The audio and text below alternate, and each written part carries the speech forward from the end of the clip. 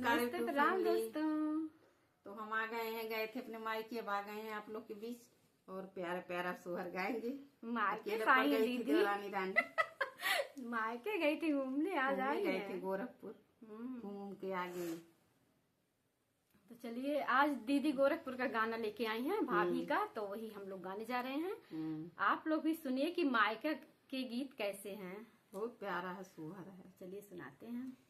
छोटाई पेड़वा कदम कत पतिया न झाझर हो, सखिया कृष्णा जे डार नहीं डोलवा झूलेनी रानी रुकुमी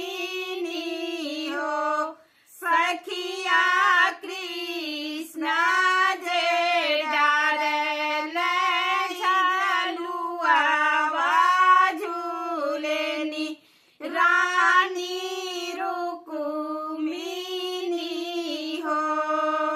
छोट ही पेड़वा कदम कत पतिया न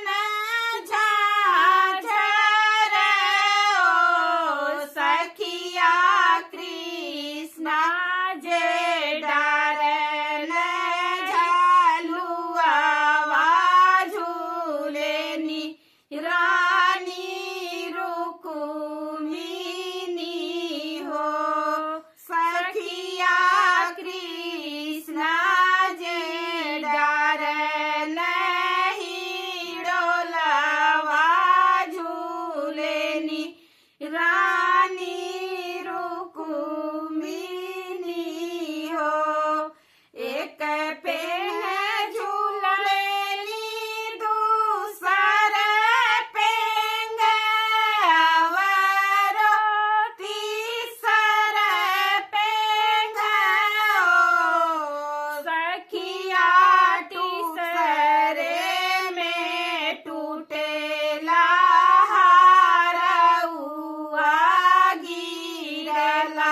जल भीतर हो। सखिया तीसरे में टूटला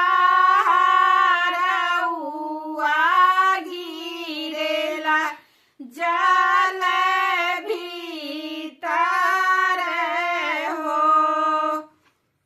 अरे अरे बन की चकैया गे चरिया चकई चुनाती मोतिया लरिया गिरेला जल भीतर हो। चकई चुनाती मोतियन कलरिया गिरेला जल भीतर हो। आगिया लगाओ रानी हरावा बाजर पर मोतियन हो।